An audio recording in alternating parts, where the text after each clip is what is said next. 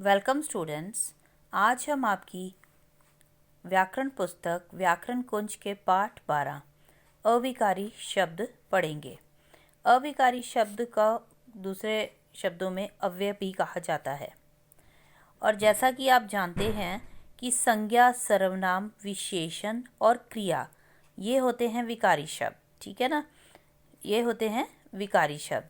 और विकार का अर्थ होता है परिवर्तन। विकार किसे कहते हैं? परिवर्तन को।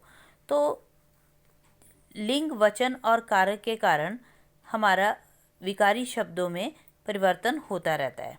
जैसे कि संज्ञा शब्द होते हैं, इनमें भी हम परिवर्तन कर सकते हैं। ठीक है ना, लड़का का लड़के लिख सकते हैं, उसका लिंग बदल सकते हैं, लड़की लिख सकते हैं, इसका वचन भी बदल गया, लिंग भी चेंज हो गया। ठीक है ना। और जो सर्वनाम शब्द हैं वो भी, उसके भी लिंग और वचन बदल सकते हैं हम। ठीक है ना। और विशेषण जो हैं उनके भी हम बदल सकते हैं, जैसे लंबा, लंबी, छोटा, छोटी। तो ये सारे जो हैं ये विकारी शब्द होते हैं। ठीक है। और अविकारी शब्द जो होते हैं इसमें हम लिंग, वचन और कारक के कारण कोई भी परिवर्तन नहीं करते हैं। और ये कौन कौन से होते हैं अविकारी शब्द? ये अविकारी शब्द जो हैं ये आपके 4 प्रकार के होते हैं। एक होता है आपका क्रिया विशेषण, नेक्स्ट होता है आपका दूसरे नंबर पे संबंध बोधक, तीसरा है आपका समुच्चय बोधक और चौथा होता है विस्मयादि बोधक। और अविकारी शब्द जो होता है, इस अविकारी का अर्थ होता है जिसमें परिवर्तन न हो। ठीक है। तो लिंग, वचन और कारक के कारण इन शब्दों में हम कोई भी परिवर्तन नहीं करते हैं। इन्हें अव्यय भी कहते हैं, ये ऑलरेडी मैंने आपको बता ही दिया। और अव्यय का शाब्दिक अर्थ होता है जो व्यय न हो। ये शब्द अपने मूल रूप में ही बने रहते हैं, यानी कि ये हर वाक्य में, हर जगह अपने मूल रूप में ही प्रयोग किए जाते हैं। ठीक है। अब हिंदी में आपके ये जितने भी अविकारी शब्द हैं इसमें हम सबसे पहले पढ़ेंगे क्रिया विशेषण के बारे में विस्तार से। तो क्रिया विशेषण शब्द क्या होते हैं? क्रिया विशेषण को इंग्लिश में हम एडवर्ब्स भी बोलते हैं। ठीक है, इसे हम एडवर्ब भी बोलते हैं। अब देखिए निम्नलिखित चित्रों में क्या दे रखा है कि घोड़े तेज दौड़ते हैं। ठीक है, घोड़े तेज दौड़ते हैं। उसके बाद लता रमा के पीछे आ रही है। रमेश प्रतिदिन व्यायाम करता है। बिल्ली दूध बहुत पीती है। अब ये जितने भी आपके शब्द हैं, जितने हाईलाइटेड शब्द जितने भी हैं, तेज, पीछे पीछे, प्रतिदिन, बहुत, अब ये सब हमें क्या बता रहे हैं? ये सब हमें क्रियापदों की विशेषता बता रहे हैं। यानी कि इनके साथ जो क्रिया शब्द यूज़ हुए हैं, दौड़ते हैं, आ रही है, करता है, पीती है, इन क्रिया शब्दों की ये क्या कर रहे हैं? विशेषता बता रहे हैं। तो ये सभी के सभी शब्द क्या हैं? क्रिया विशेषण। क्रिया विशेषण का मतलब होता है क्रिया की विशेषता बताने वाले शब्द। क्रिया विशेषण मतलब क्रिया की विशेषता बताने वाले शब्द। तो आइए इसकी डेफिनेशन पढ़ते हैं। इसकी डेफिनेशन क्या है? जो अविकारी शब्द किस क्रिया की विशेषता का बोध कराते हैं उन्हें हम क्या कहते हैं? क्रिया विशेषण शब्द कहते हैं। ठीक है बेटा। उसके बाद क्रिया विशेषण के भेदों के बारे में हम अब विस्तार से पढ़ेंगे। क्रिया विशेषण के भेदों के बारे में अब हम विस्तार से पढ़ेंगे। अब क्रिया विशेषण के बेटा कितने भेद होते हैं? रीति, स्थान, समय और मात्रा का बोध हमें जो है क्रिया विशेषण से ही होता है। क्रिया विशेषण के इसी आधार पर क्रिया विशेषण के 4 भेद हैं। अब ये 4 भेद कौन कौन से हैं? देखिए 4 भेद कौन कौन से हैं। एक आपका है सबसे पहले रीतिवाचक क्रिया विशेषण, उसके बाद है स्थानवाचक क्रिया विशेषण, देन कालवाचक क्रिया विशेषण और परिमाणवाचक क्रिया विशेषण। ठीक है। तो सबसे पहले हम रीतिवाचक क्रिया विशेषण को इंग्लिश में बोलते हैं एडवर्ब ऑफ मैनर, स्थानवाचक को बोलते हैं एडवर्ब ऑफ प्लेस और कालवाचक को बोलते हैं एडवर्ब ऑफ टाइम और परिमाणवाचक को बोलते हैं एडवर्ब ऑफ क्वांटिटी। अब सबसे पहले हम रीतिवाचक क्रिया विशेषण के बारे में पढ़ते हैं। सबसे पहले रीतिवाचक क्रिया विशेषण के बारे में अब हम पढ़ते हैं। जो क्रिया विशेषण पद क्रिया की रीति का बोध कराते हैं, यानी कि ऐसे क्रिया विशेषण शब्द जो हमें क्रिया के होने के ढंग के बारे में बताते हैं कि कोई भी क्रिया जो है, कोई भी काम किस ढंग से हो रहा है, उसे हम रीतिवाचक क्रिया विशेषण कहते हैं। अब ये देखिए दो चित्र में क्या लिखा है। दोनों चित्रों में पहले चित्र में है बालक ध्यानपूर्वक ऊँट को देख रहा है। बालक ऊँट को, ये वाक्य बेटा इस तरह से होना चाहिए कि बालक ऊँट को ध्यानपूर्वक देख रहा है। ये ऊँट जो है ना, ये गलत स्थान पर लिखा हुआ है। आपको बालक के बाद ऊँट लिखना है। तो बालक ऊँट को ध्यानपूर्वक देख रहा है, क्योंकि जो क्रिया विशेषण शब्द होते हैं ना बेटा, वो हमेशा क्रिया के पहले लगते हैं, क्योंकि वो क्रिया की विशेषता बताते हैं ना, तो इसलिए वो क्रिया शब्दों से पहले लगते हैं। तो यहाँ पे ये जो ध्यानपूर्वक है, ये आपको ऊँट जो है बालक के बाद आएगा, और ध्यानपूर्वक जो है क्रिया शब्द देख रहा है कि से पहले लगेगा। तो आपने लिखना है वाक्य, बालक ऊँट को ध्यानपूर्वक देख रहा है। चूहे को देखकर बिल्ली तेजी से झपटी। अब यहाँ पे ठीक है, तेजी से झपटी, मतलब झपटी जो है वो क्रिया शब्द है, और वो कैसे झपटी? तेजी से झपटी। देख रहा है, कैसे देख रहा है? ध्यानपूर्वक देख रहा है। तो यहाँ पे इन वाक्यों में ध्यानपूर्वक, तेजी से, एक तीसरा वाक्य यहाँ पे और है बेटा, बच्चा अचानक रो पड़ा। अब रो पड़ा जो है क्रिया शब्द है। क्रिया शब्द की विशेषता कैसे रो पड़ा? अचानक। तो ये जो जितने भी ध्यानपूर्वक हाईलाइटेड वर्ड्स हैं, जितने भी ध्यानपूर्वक, तेजी से, धीरे धीरे, अचानक आदि, ये जितने भी शब्द हैं, ये हमारे को क्या बता रहे हैं कि क्रिया के संपन्न होने की रीति का, उसके ढंग का बोध करा रहे हैं कि कोई भी क्रिया कैसे हो रही है। तो जिन वाक्यों में, ये यहाँ पे आपके नहीं दे रखा है बेटा, ये मैं आपको बता रही हूँ कि जब आप क्रिया विशेषण शब्दों, जब आप क्रिया शब्दों से वाक्य के अंदर जो क्रिया शब्द यूज़ हो रहे हैं, अब यहाँ पे वाक्य के अंदर क्रिया शब्द क्या यूज़ हो रहे हैं? देख रहा है, झपटी, चल रहा है, रो पड़ा। चारों वाक्यों में जो क्रिया शब्द हैं, उनके साथ आप कैसे, जब हम इन क्रिया शब्दों के साथ कैसे लगा के प्रश्न पूछते हैं, तो जो हमें उत्तर मिलता है, वो शब्द जो उत्तर में आता है, वो होता है आपका रीतिवाचक क्रिया विशेषण। ठीक है, आपको समझ आ गया बेटा? तो यहाँ पे हमने वाक्य में, अब मैं आपको एक बता भी देती हूँ कि कैसे आप प्रश्न करोगे। जैसे पहला वाक्य था कि बालक ऊँट को ध्यानपूर्वक देख रहा है। कैसे देख रहा है? ध्यानपूर्वक। तो क्रिया शब्द आपके देख रहा है, तो ये क्रिया शब्दों के साथ आपने कैसे शब्द लगाना है। कैसे देख रहा है? ध्यानपूर्वक। कैसे चल रहा है? धीरे धीरे। कैसे झपटी? तेजी से। कैसे रो पड़ा? अचानक। तो अब ये हमें पता चल रहा है कि कोई भी क्रिया कैसे हो रही है। उसके बाद इसके और अन्य उदाहरण ये आपको लर्न करने हैं, इनको आप सबको अंडरलाइन कर लीजिए बेटा। ये सारे के सारे उदाहरण जितने भी हैं, ये आपको लर्न होने चाहिए।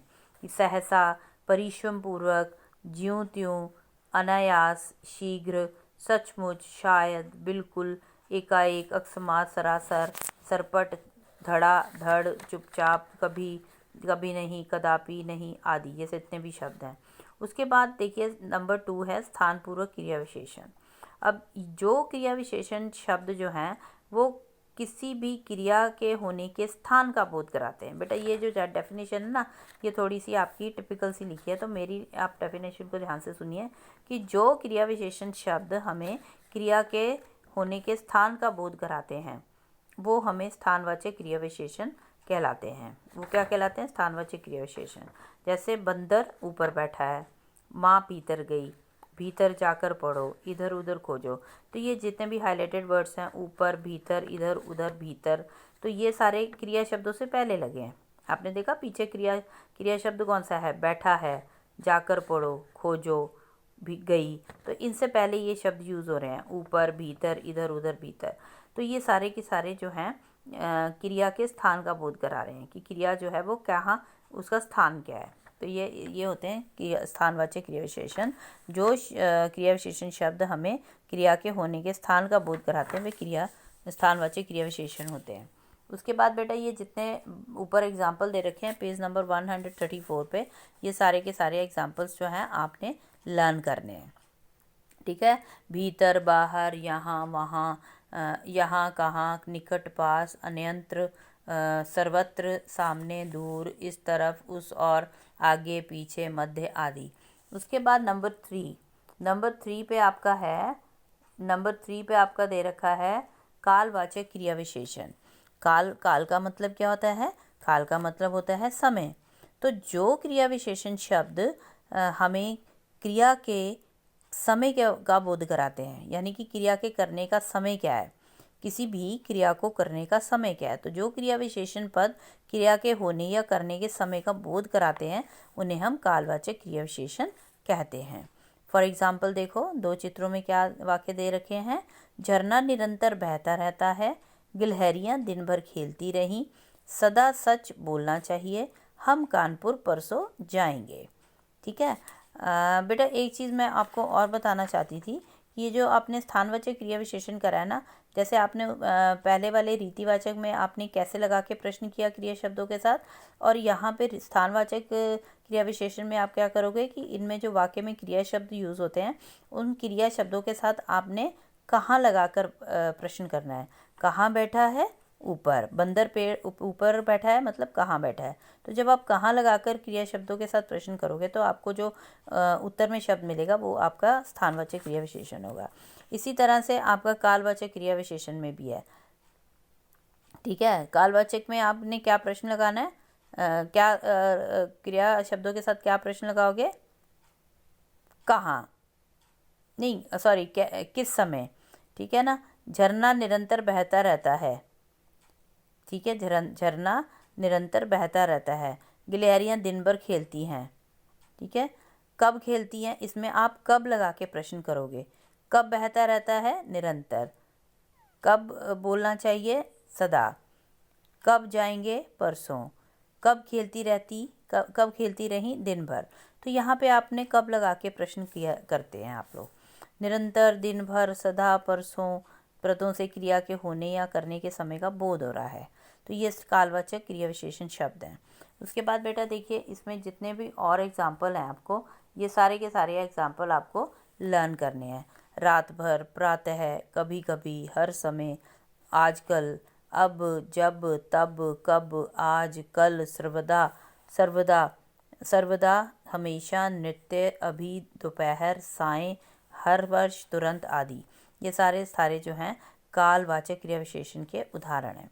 उसके बाद नेक्स्ट है आपका परिमाणवाचक क्रिया विशेषण। नेक्स्ट आपका क्या है बेटा, नेक्स्ट आपका है परिमाणवाचक क्रिया विशेषण। परिमाण का मतलब होता है क्वांटिटी, कि किसी भी क्रिया की मात्रा कितनी है। ठीक है। जो क्रिया विशेषण क्रिया के मापतोल या मात्रा का बोध कराते हैं उन्हें हम परिमाणवाचक क्रिया विशेषण कहते हैं। यानी कि कोई भी क्रिया कितनी मात्रा में हो रही है। ठीक है। कोई भी काम, क्रिया कितनी मात्रा में हो रही है उसे हम परिमाणवाचक क्रिया विशेषण कहते हैं। फॉर एग्जाम्पल देखिए, सुनील बहुत परिश्रम करता है, नेहा अधिक बोलती है, यतिन अत्यधिक प्रसन्न है, तोता कम खाता है। तो ये सारे के सारे वाक्य जो हैं, इसमें जितने हाईलाइटेड वर्ड्स हैं, बहुत, अधिक, अत्यधिक, कम, तो ये सारे क्या हैं, क्रिया के मात्रा का बोध करा रहे हैं। यानी कि क्रिया कितनी मात्रा में हो रही है। और इसमें हम क्या करते हैं, इसमें हम जो पीछे वाक्य के अंदर जो क्रिया शब्द लगे होते हैं अंत में, उन अंत में लगे हुए क्रिया शब्दों के साथ आप कितना, कितनी, ठीक है, कितना, कितनी शब्द लगा के प्रश्न लगा के पूछते हैं आप। ये कितना, कितनी शब्द लगाकर प्रश्न पूछते हैं कि परिश्रम कितना करता है, बहुत। नेहा कितना बोलती है, अधिक।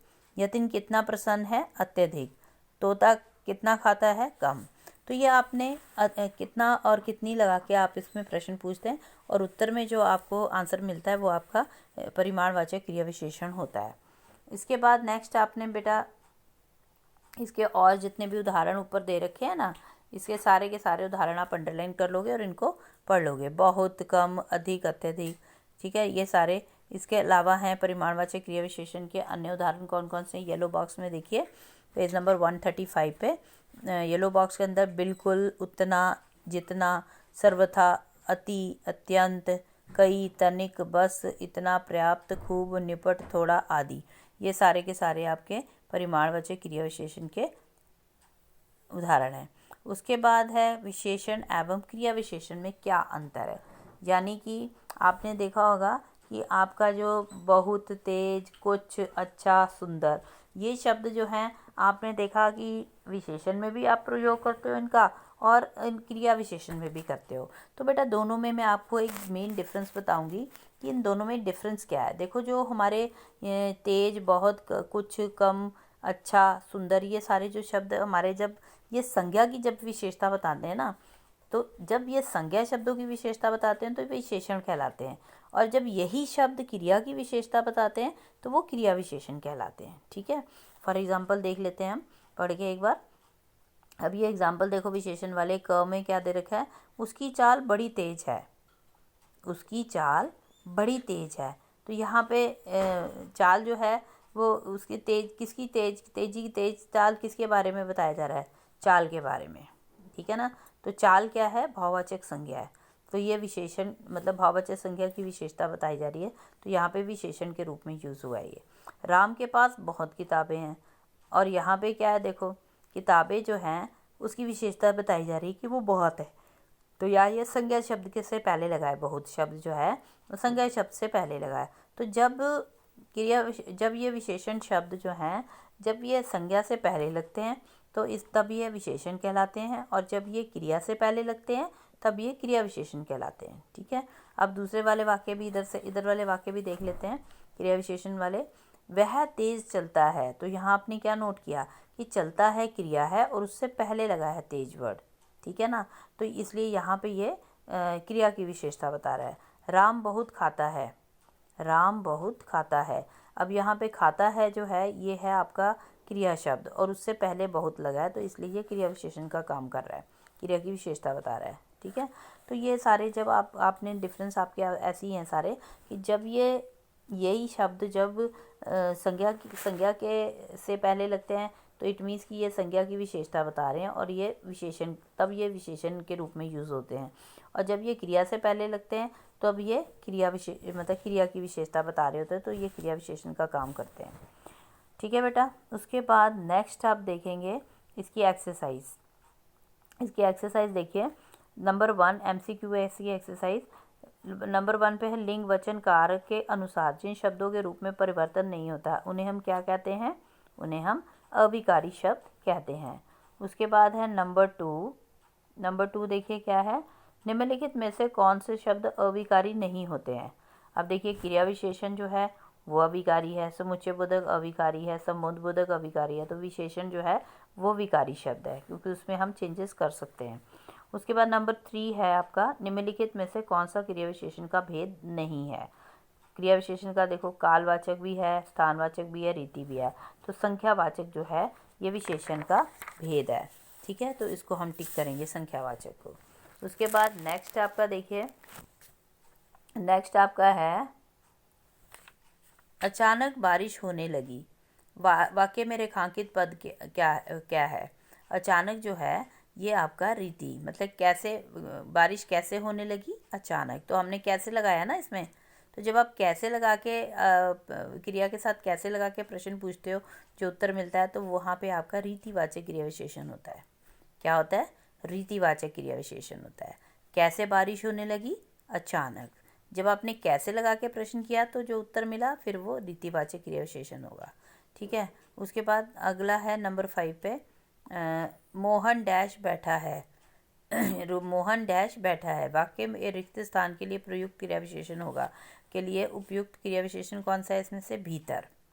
ठीक है ना, मोहन भीतर बैठा है। कहाँ बैठा है, भीतर। आंसर मिल गया आपको एग्जैक्ट, कहाँ बैठा है, भीतर। तो इसमें भीतर को टिक करेंगे। उसके बाद क्वेश्चन नंबर 3 देखिए, क्वेश्चन नंबर 3 में क्या करना है आपको। क्वेश्चन नंबर 3 है, निम्नलिखित वाक्यों में क्रिया विशेषण पदों को रेखांकित कीजिए तथा उनके भेद का नाम लिखिए। तो अब इसमें देखिए, सबसे पहले हमारा क्या दे रखा है, सबसे पहले हमारा है क वाले उस पे कॉलम में, मोहन तेजी से दौड़ा।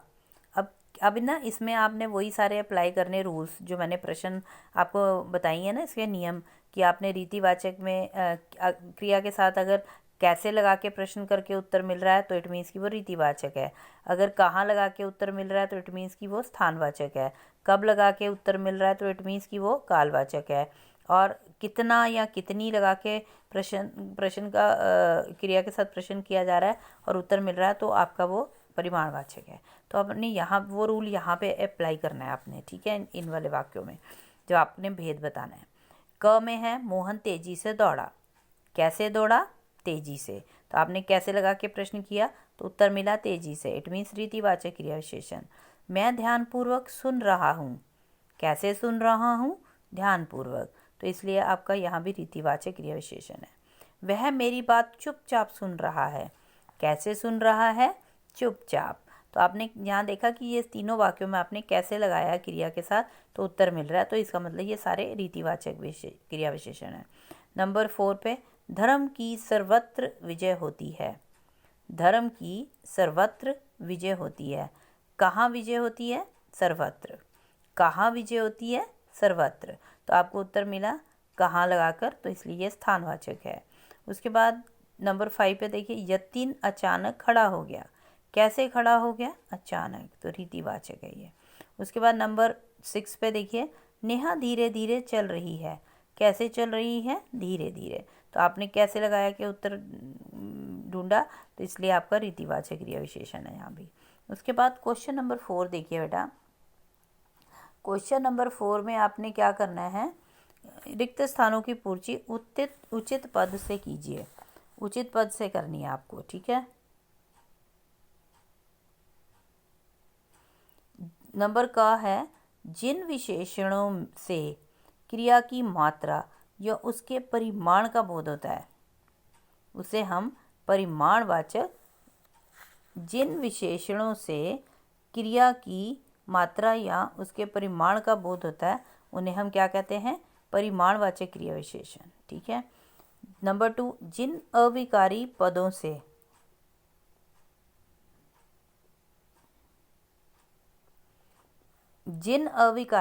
से क्रिया के होने की रीति या विधि का पता चले उसे हम क्या कहते हैं? रीतिवाचक क्रिया विशेषण। उसे हम क्या कहते हैं? रीतिवाचक विशेषण, ठीक है। उसके बाद नेक्स्ट आपका क्या है? नंबर 3, क्रिया के होने के समय की सूचना। क्रिया के होने की समय की सूचना देने वाले क्रिया विशेषण क्या कहलाते हैं? वो कहलाते हैं कालवाचक क्रिया विशेषण। उसके बाद नंबर 4, क्रिया होने के स्थान या दिशा का बोध कराने वाले क्रिया विशेषण क्या कहलाते हैं? स्थानवाचक क्रिया विशेषण। नंबर 5, जो शब्द क्रिया की विशेषता बताते हैं उन्हें हम क्रिया विशेषण कहते हैं। तो उसके बाद ये सारे आपके हो गए। इसके बाद क्वेश्चन नंबर 5 जो है ना बेटा, इसमें कुछ नहीं, इसमें आपको वाक्य में प्रयोग करना है। तो ये वाक्य आप अपने अकॉर्डिंग इनको प्रयोग में ला के इसको होमवर्क में करेंगे, ठीक है। ये क्रिया विशेषण शब्दों के वाक्य हैं। परसों, अधिक, बहुत, अचानक, अंदर। इसको आप होमवर्क में करेंगे। उसके बाद देखिए क्वेश्चन नंबर 6, पेज नंबर 137 पे। क्वेश्चन नंबर 6, क्रिया विशेषण शब्दों को सही शीर्षक के नीचे लिखिए। तो ये आपके बेटा बहुत सारे डिफरेंट आपके क्रिया विशेषण शब्द हैं। इनको आपने उनके उचित स्थान पर लिखना है। जितनी भी हेडिंग्स है ना आपकी, पहली हेडिंग है कालवाचक, फिर स्थानवाचक, रीतिवाचक, परिमाणवाचक। तो ये आपने इनको उचित स्थान पर लिखना है। अब देखिए मैंने जो लिखे हैं आप इसको ध्यान से देख कर लिखेंगे। कालवाचक में आपका आएगा कब, तब, अभी, जब। और स्थानवाचक में आएगा दूर, बाहर, भीतर, सामने।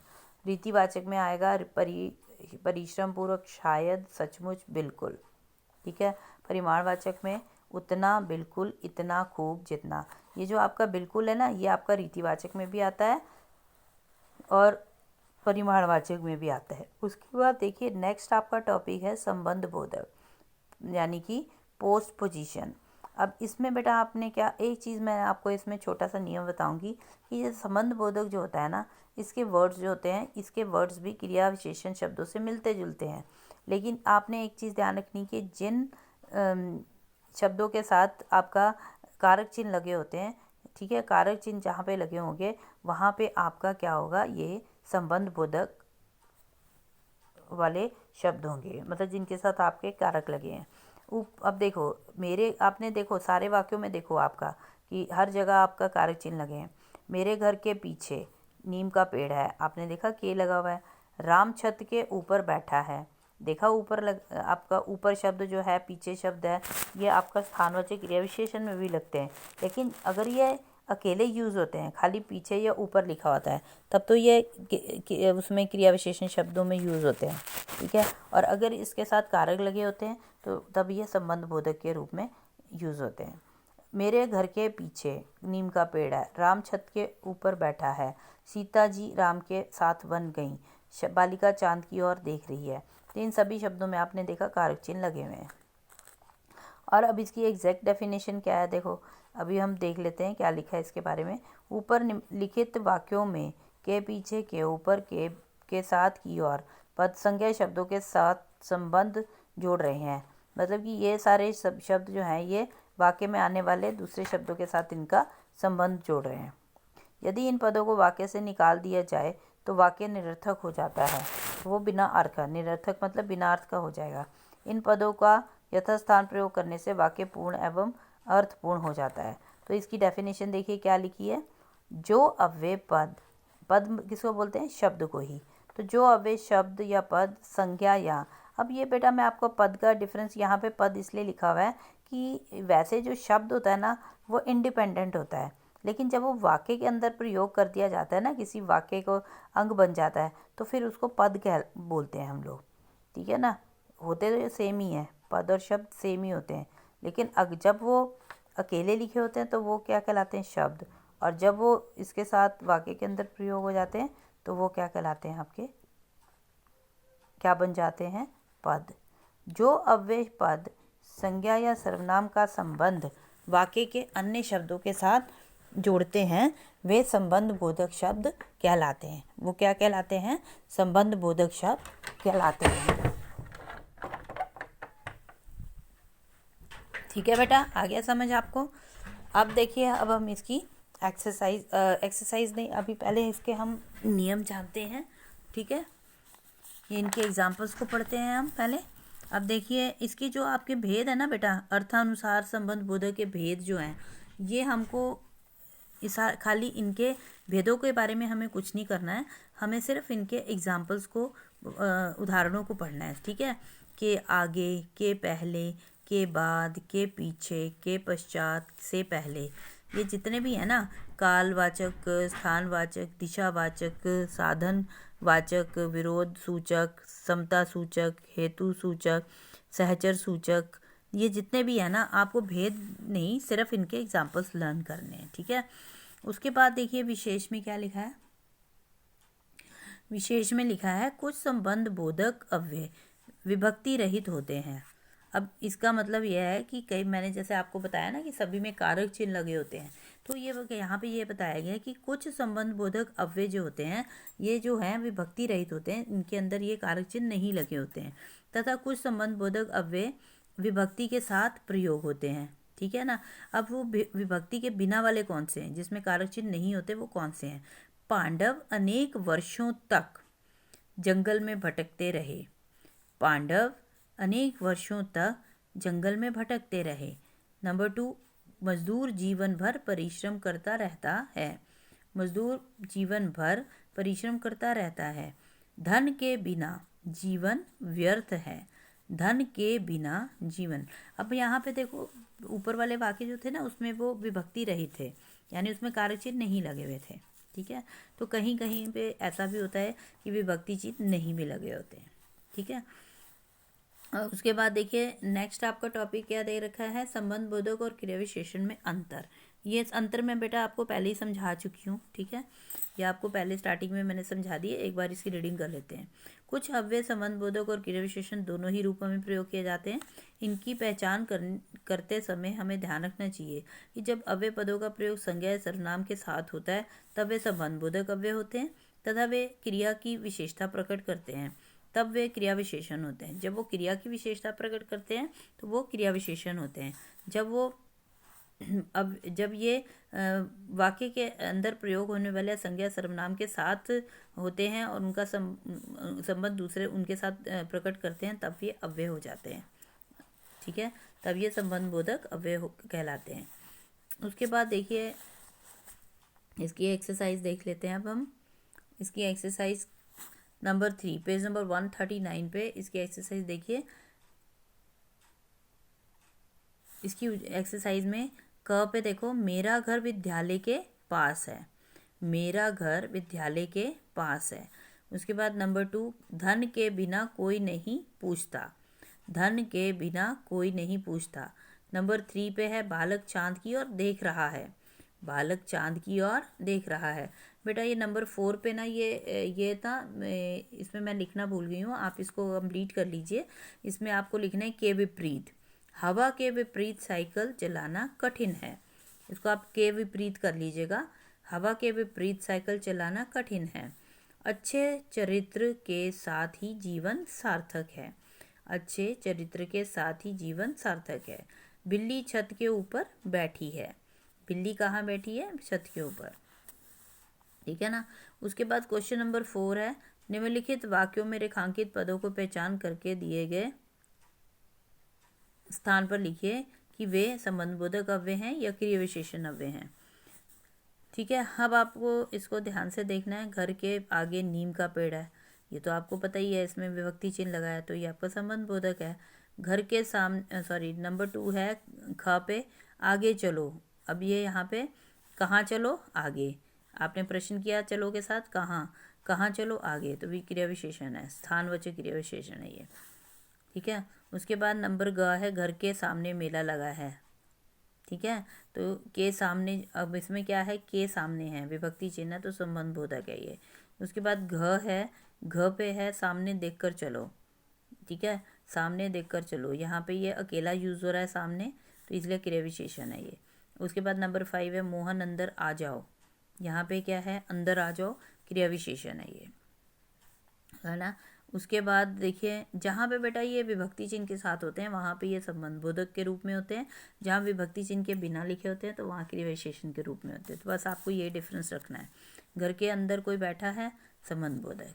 उसके बाद नेक्स्ट आपका है समुच्चय बोधक। समुच्चय बोधक को इंग्लिश में क्या बोलते हैं? कंजंक्शंस। और ये भी बहुत ईजी होते हैं बेटा। ठीक है, कंजंक्शंस भी ईजी होते हैं।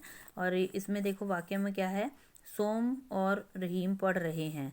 खूब परिश्रम करो ताकि परीक्षा में प्रथम स्थान प्राप्त करो। तो आपने देखा कि यहाँ इन वाक्यों में और ताकि दो शब्दों या दो वाक्यों को जोड़ने का कार्य कर रहे हैं, इसलिए ये समुच्चय बोधक अव्यय हैं। तो इसकी डेफिनेशन देखिए क्या लिखी है। जो अव्यय दो पदों, दो वाक्यांशों अथवा दो वाक्यों को जोड़ने का कार्य करते हैं। जो अव्यय दो पदों, दो वाक्यांशों अथवा दो वाक्यों को जोड़ने का कार्य करते हैं उन्हें समुच्चय बोधक अव्यय या योजक कहते हैं। इनको हम योजक भी बोलते हैं। ठीक है, क्योंकि ये जोड़ने का काम करते हैं। ये दो किसको? जो वाक्यों को जोड़ने का काम करते हैं। दो शब्दों, दो पदों, दो वाक्यांशों को जोड़ का काम करते हैं। उसके बाद देखिए समुच्चय बोधक या योजक के भेद। बेटा भेद नहीं आपको करने हैं, आपको ये सिंपल वे में ही करने हैं। तो इसके सारे एग्जाम्पल्स को आप एक बार अच्छे से रीडिंग कर लेंगे, क्योंकि हमने भेद नहीं करने हैं, हमने सिर्फ इनके एग्जाम्पल्स को ही लर्न करना है। ठीक है, उसके बाद इसकी एक्सरसाइज कर लेते हैं हम। देखिए, ठीक है ना, ये वाले शब्द जितने भी इसके एग्जाम्पल्स हैं ना, इसको आप एक बार अच्छे से पढ़ लेना। ठीक है, फिर भी हम एक रीडिंग चलो कर लेते हैं। जैसे रमेश और महेश पढ़ते हैं। ये सामान्य अधिकरण समुच्चय बोधक में देखिए एग्जाम्पल्स। तुम्हें रेडियो चाहिए या घड़ी? रमेश ने बहुत कोशिश की परंतु पैसे ना जोड़ सका। नेहा आज भी आई और चली गई। तो ये जितने भी और या हाईलाइटेड वर्ड्स जितने भी है ना, और या परंतु और, ये सारे के सारे आपके हैं समुच्चय बोधक सारे। उसके बाद नेक्स्ट आपके हैं अगला, ये देखो टेबल पढ़ लेते हैं हम।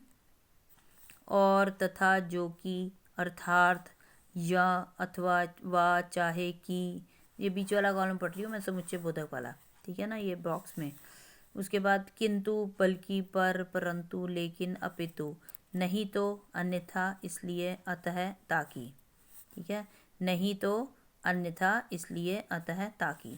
तो ये सारे के सारे जो हैं आपके वर्ड्स जो हैं, ये आपके सारे समुच्चय बोधक शब्द हैं। अब इनका एक्सरसाइज हम कर लेते हैं। ये आप एक बार इनको सबको रीडिंग कर लीजिएगा।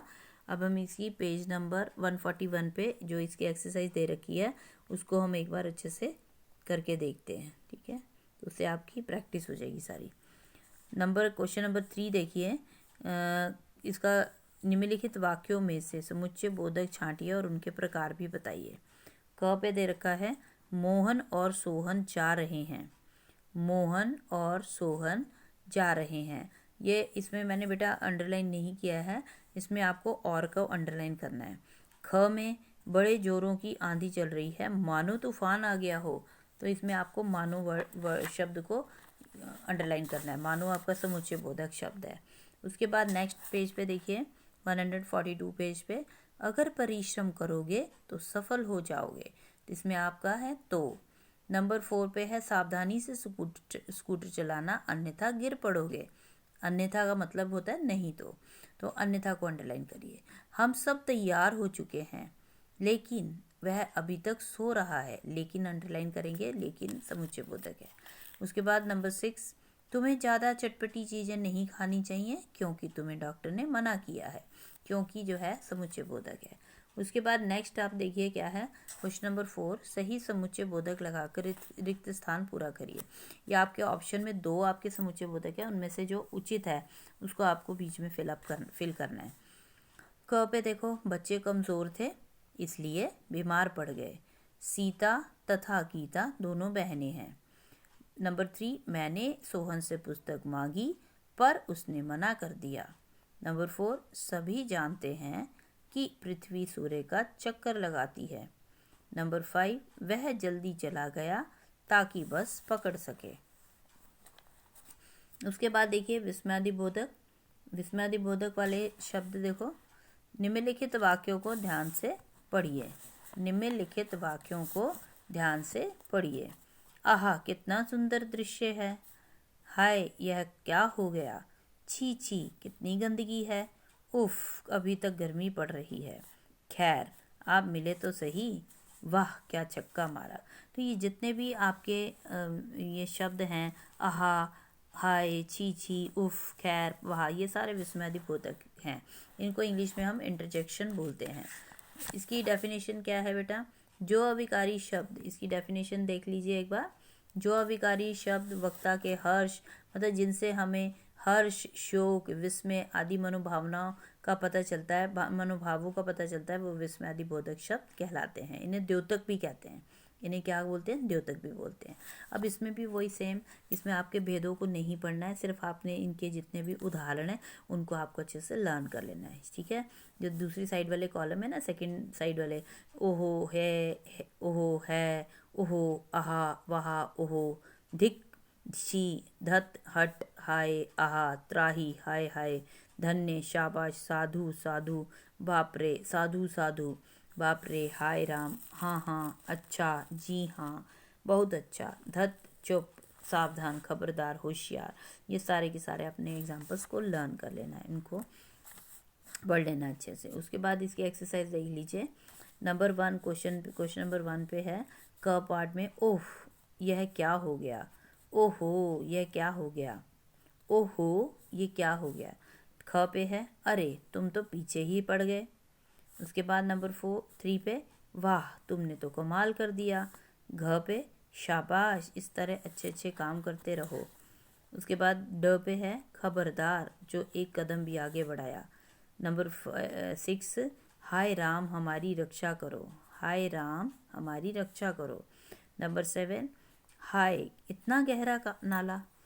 नंबर 5, अरे आप इधर कैसे आ गए।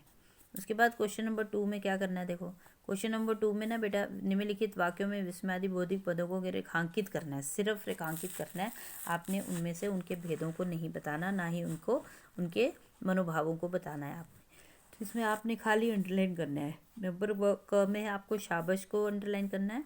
नंबर 2 में हे ईश्वर, क्योंकि बेटा जिस शब्द के साथ आपका विस्मयादिबोधक चिन्ह लगा है तो उसी को आपने इसमें अंडरलाइन करना है, ठीक है। उफ, अगले वाले में क्या आएगा, उफ। नंबर 4 में आएगा अरे। नंबर 5 में वाह। तो आपको जहाँ भी विस्मयादिबोधक चिन्ह होगा वही आपको अंडरलाइन करना है, ठीक है। उसके बाद है नंबर 3। उसके बाद क्या है, नंबर 3 क्वेश्चन, ठीक है। उसके बाद नंबर 3 क्वेश्चन में आपने ये बताना है कि वाक्य में आए विस्मयादिबोधक के अनुरूप सही या गलत का चिन्ह लगाना है आपने, ठीक है। अब ये वाक्यों में आपने ये बताना है कि ये जो इसके साथ जो विस्मयादिबोधक शब्द लगे हैं वो सही हैं या गलत लगे हैं। वाह तुम हार गए। अब बेटा यहाँ पे ये रॉन्ग है सेंटेंस, क्यों, क्योंकि जब कोई हारता है तो उसके लिए वाह तो नहीं बोला जाता ना, तो ये रॉन्ग है। उसके बाद ख पे है, बाप रे इतना सुंदर घर। बाप रे इतना सुंदर गाय घर, ये भी आपका गलत है। तो आप इसमें क्या लगाओगे, वाह कितना सुंदर घर, ये रॉन्ग है। ग पे है अरे आप आ गए, ये ठीक है क्योंकि आप हैरानगी दिखा रहे हो, अरे आप आ गए, ठीक है। नंबर 4 है हाय बेचारा जीत गया। अब जब कोई जीतता है तो उसके लिए हाय तो नहीं बोलते ना, ठीक है ना, उसके लिए तो हर्ष वाली फीलिंग होनी चाहिए, तो यहाँ पे हाय आपका गलत है, ये रॉन्ग है। नंबर 5 है हट भाग जा यहाँ से, ये ना वर्ड आपका हट है, ये वर्ड आपका हट है, हट भाग यहाँ से, तो ये आपका राइट है। उसके बाद नंबर 6 सावधान सिपाही आ रहा है, सावधान सिपाही आ रहा है, ये भी आपका राइट है। उसके बाद क्वेश्चन नंबर 4 है, इसके अंदर आपको क्या करना है, देखिए वाक्य के अनुरूप सही विस्मयादिबोधक शब्द भरने हैं, चुनने हैं सॉरी आपको, ठीक है। वाक्य के अकॉर्डिंग आपको सही उचित विस्मयादिबोधक शब्द चुनना है। कितना मीठा आम है, इसके साथ वाह लगाओगे, वाह कितना मीठा आम है। बेचारा गिर गया, बेचारा गिर गया, इसमें आप ओह लगाओगे, ओह बेचारा गिर गया। नंबर 3 इतना बड़ा घर, तो इसमें आप वाह लगाओगे, वाह इतना बड़ा घर। कितना कूड़ा पड़ा है, नंबर 4 पे है कितना कूड़ा पड़ा है, तो आप लिखोगे छी छी कितना कूड़ा पड़ा है। उसके बाद नंबर 5 है आप आ गए, तो इसमें आप लिखोगे अच्छा आप आ गए, ठीक है, इसमें आप लिखोगे अच्छा आप आ गए। उसके बाद लास्ट में देखिए, लास्ट टॉपिक बेटा आपका है निपात का। निपात को आप इंग्लिश में पार्टिकल बोलते हैं। अब इसकी डेफिनेशन देखिए क्या लिखी है, जो अव्यय किसी शब्द या पद के बाद लगकर उसके अर्थ को विशेष बल देते हैं। यानी कि जो निपात होते हैं ना, ये किसी भी शब्द या पद के साथ लगकर उसको एक विशेष अर्थ देते हैं, ठीक है। क्या करते हैं, ये एक विशेष अर्थ उनको देते हैं, इन्हें हम निपात कहते हैं, इन्हें हम क्या कहते हैं, निपात कहते हैं। तो इसमें देखिए वाक्य में निपात कौन कौन से हैं, ये जितने भी हाईलाइटेड वर्ड्स हैं ना, ये निपात हैं। इससे हम वाक्य के अंदर ये एक विशेष बल दे रहे हैं उस वाक्य को। बस आप ही इसे कर सकते हैं, बस, और इनके इनके जब इनकी जगह चेंज करते हैं ना हम, तो बेटा इनका ना वाक्य भी, इसका भी मीनिंग चेंज हो जाता है। तो इसको जहाँ पे हम इसका प्रयोग करते हैं उसके अकॉर्डिंग इसका अर्थ चेंज हो जाता है। बस आप ही इसे कर सकते हैं, ठीक है, बस आप ही इसे कर सकते हैं। पानी ही तो लाने के लिए कहा था, सड़क तक तो चल ही सकते हो, तुम हो तो बड़े ही समझदार। तो ये इन वाक्यों में ही और तो के प्रयोग से अर्थ में विशिष्टता आ गई है, इसलिए ये निपात हैं, ठीक है। तो निपात वाले अन्य उदाहरण कौन से हैं, भी, तक, मात्र, केवल, भर आदि। तो ये बेटा आपको ये निपात वाले शब्द जो है ये आपको लर्न करने हैं। तो आशा करती हूँ बेटा ये आपको चैप्टर अच्छे से समझ आ गया होगा। आप इस चैप्टर को अब ध्यान से आप पढ़ेंगे और इसे एक्सरसाइज करेंगे। अगर आपको कहीं भी कोई डाउट होगा तो वो आप मुझे नेक्स्ट क्लास में पूछ लोगे। तो अब इसमें आपने कॉपी में क्या करना है, देखो बेटा कॉपी में आपने क्या क्या करना है वो देख लीजिए। सबसे पहले आपने क्या करना है, कॉपी में सबसे पहले आप अविकारी शब्द की डेफिनेशन लिखोगे। क्या लिखोगे, सबसे पहले अविकारी शब्द की डेफिनेशन लिखोगे, ये अविकारी शब्द होते क्या हैं, ठीक है। तो अविकारी शब्द की आपकी डेफिनेशन यही लिखी है जो मैंने आपको बताई थी कि जिन शब्दों में लिंग, वचन और कारक के कारण कोई भी परिवर्तन नहीं होता और जो अपने मूल रूप में ही प्रयोग होते हैं, वे शब्द अविकारी शब्द कहलाते हैं, ठीक है। उसके बाद आप बताओगे अविकारी के 4 भेद होते हैं, अविकारी के 4 भेद होते हैं, उसको आप फ्लो चार्ट में दिखा सकते हो। क्रिया कौन कौन से, विकारी क्रिया विशेषण शब्द, संबंध बोधक शब्द, विस्मयादि बोधक शब्द और समुच्चय बोधक शब्द, ठीक है। ये 4 आपने बताने हैं, क्रिया विशेषण शब्द, संबंध बोधक शब्द, समुच्चय बोधक शब्द और विस्मयादि बोधक शब्द। ये 4 भेद बता के ना आपने पहले क्रिया विशेषण का उदाहरण दे देना है। क्रिया विशेषण का चार्ट बना के क्रिया विशेषण का भी एक फ्लो चार्ट बना देंगे, स्थानवाचक, रीतिवाचक, परिमाणवाचक और कौन सा था लास्ट आपका, कौन सा था लास्ट आपका है, सबसे पहले था आपका रीतिवाचक, नंबर 2 आपका स्थानवाचक, फिर कालवाचक, फिर परिमाणवाचक। इन सब का एक एक उदाहरण दे देंगे, ठीक है बेटा। उसके बाद नेक्स्ट आपका है संबंध बोधक। संबंध बोधक में भी आपने सिर्फ उसके 1 या 2 एग्जाम्पल देने हैं, ठीक है। उसके बाद नेक्स्ट आपका क्या है, समुच्चय बोधक। समुच्चय बोधक में भी आपने एग्जाम्पल देने हैं, सिर्फ दो, मतलब कि वाक्य के अंदर एग्जाम्पल आपको वाक्य के अंदर देने हैं। विस्मयादि बोधक में भी आपने ऐसे ही करना है, आपने केवल उसके भी 2 एग्जाम्पल लिखने हैं। तो ये आपका चैप्टर कंप्लीट हो जाएगा। इतना काम आप करके और मुझे सेंड कर देंगे। धन्यवाद।